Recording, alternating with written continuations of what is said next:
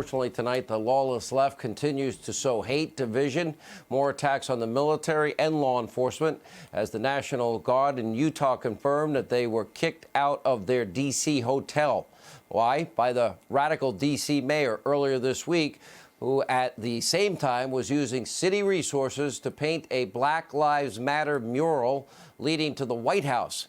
Wasn't that the group? Maybe my memory is faulty. Well, what do we want, dead cops? When do we want them now? Pigs in a blanket, fry them like bacon? I just don't quite remember. Now, President Trump earlier today tweeted, well, Mayor Bowser is grossly incompetent, no way qualified to be running an important city like Washington, D.C.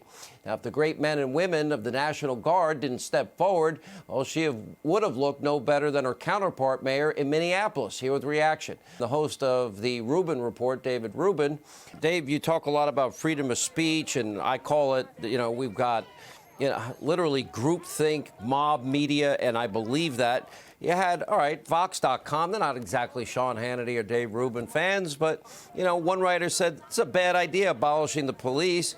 Well, he had to walk that back. We saw, nobody loves a city more than Drew Brees, for crying out loud, and he made his comments about kneeling. He's allowed to have his opinion. We saw what happened there. And now the NFL commissioner's weighing in. I just like free, open exchange of ideas and ideals, and that includes people that beat the living hell out of me, which happens regularly. I accept it. That's part of the great tradition of this country.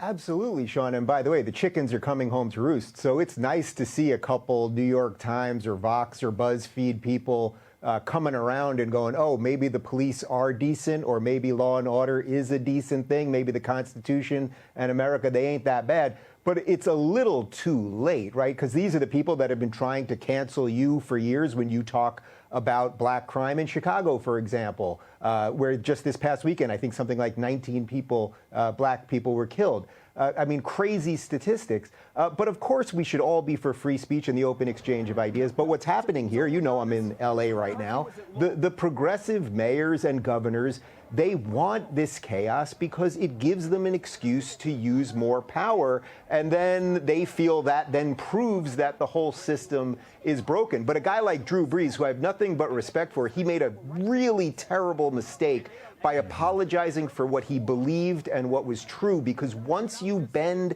the knee to these people, which we're watching so many people do right now. My mayor, Eric Garcetti, was on his knees just a day or two ago in front of protesters. Once you bend the knee, you must live down there forever. They will keep their foot on your throat.